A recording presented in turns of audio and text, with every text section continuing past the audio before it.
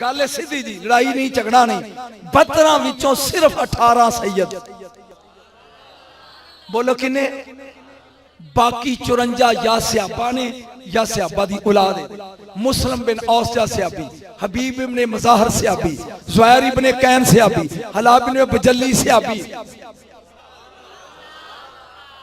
نا زور تو بعد سید شہید ہوئے نے۔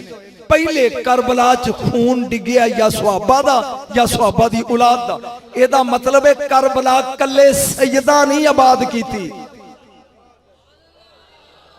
گل بیٹ پیڑے چھے نال نبی دے صحابہ بھی نے۔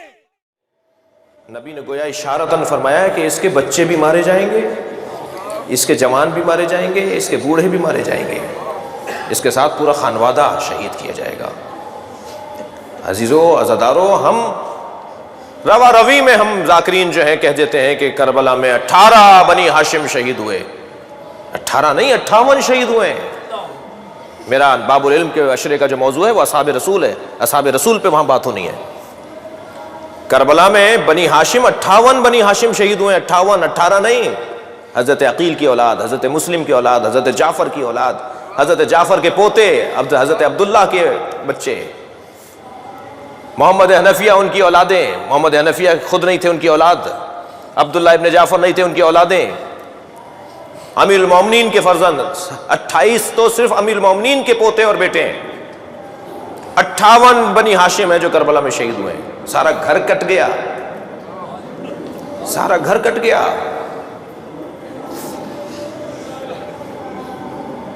کیا ہوا ہے کربلا میں؟ یہ جو گریہ ہے، یہ جو ماتم ہے، یہ جو عزاداری ہے، اس کے پیچھے اللہ کا ارادہ ہے۔ ہم کچھ نہیں کر رہے، ہم سے کروایا جا رہا ہے۔ ہمیں فخر اس بات پر ہے کہ ہم سے وہ کروایا جا رہا ہے کہ جو سیدہ کی تمنا ہے، جو اہل بیت کی خواہش ہے، جو نبی کی آرزو ہے۔ مجھے دلیل دینے دیجئے، ہمارے ہاں کوئی کام بھی بغیر قرآن اور سنت اور حدیث کے سے ہٹ کر نہیں ہے۔ کبھی کبھی یہ جملہ، یہ لہجہ ہمیں سننے کو ملتا ہے کہ میرا نظریہ یہ ہے۔ بھئی تم کون ہو؟ اس جملے کی اصلاح کریں۔ ہمارا کوئی نظریہ نہیں ہوتا، ہم ہے ہی نہیں کچھ، ہماری کوئی حیثیت ہی نہیں ہے، ہمارا کیا نظریہ ہوگا؟ ہمارا نظریہ ہے تو قرآن کا نظریہ ہے، ہمارا نظریہ ہو تو حدیث کے مطابق ہو، اپنا نظریہ ہمارا کوئی نہیں ہے۔ قرآن ہمیں اجازت دیتا ہے، قرآن ہمیں حکم دیتا ہے، صرف اجازت نہیں، جواز کی بات نہیں ہے، حکم کی بات ہے۔ قرآن ہمیں حکم دیتا ہے کہ ایسا کرو۔ سورہ مبارکہ نساء، چند آیتیں سن لیجئے عزاداری کے اوپر۔ سورہ مبارکہ نساء، لا يحب اللہ الجہر بالسوء من القول الا من ظلم۔ اللہ کو اونچی آواز میں کوئی ایسی بات جو کسی کو ناگوار گزرے پسند نہیں ہے۔ آدھی آیت پڑھنے والے ہم بھی نہیں ہیں، آیت مکمل پڑھیں گے تو کوئی نتیجہ نکلے گا۔ لا يحب اللہ الجہر بالسوء من القول، اللہ کو اونچی آواز میں کوئی ایسی بات جو کسی کو ناگوار گزرے پسند نہیں ہے۔ الا من ظلم، مگر جس پہ ظلم ہوا ہے وہ اونچی آواز میں بات کرے، چاہے کسی کو ناگوار گزرے، اللہ کو پسند ہے۔ مظلوم کے حق میں بات کرنا یہ اللہ کو پسند ہے۔ طے کرو کائنات کا سب سے بڑا مظلوم کون ہے، طے کرو۔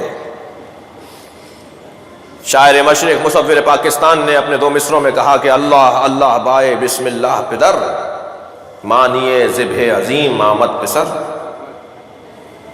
علامہ اقبال کہتے ہیں جو حضرت ابراہیم نے قربانی دی اور اسماعیل کے گلے پہ چھری چلا دی اور اسماعیل کی جگہ دمبا ذبح ہو گیا، تو پوچھا یا اللہ کیا میری قربانی قابل قبول نہیں رہی؟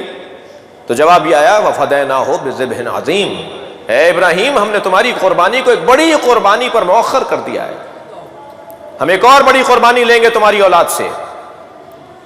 اس سے بڑی قربانی نہیں ہے قرآن کی روح سے، تاریخ کے مشاہدے سے، جسے قربانی کربلا کہا جاتا ہے۔ سب سے بڑا مظلوم تاریخ کا اگر کوئی ہے تو وہ امام حسین کا وجود ہے، اور قرآن کہہ رہا ہے کہ اللہ کو اونچی آواز میں بات کرنا صرف وہاں پسند ہے چاہے کسی کو برا لگ رہا۔ احمق مولوی کو منہ توڑ جواب کہ کربلا سیدوں نے نہیں صحابہ نے بات کی۔ اس سبل کو مولانا شہنشاہ حسین نقوی کا بہترین اور علمی کرارا جواب۔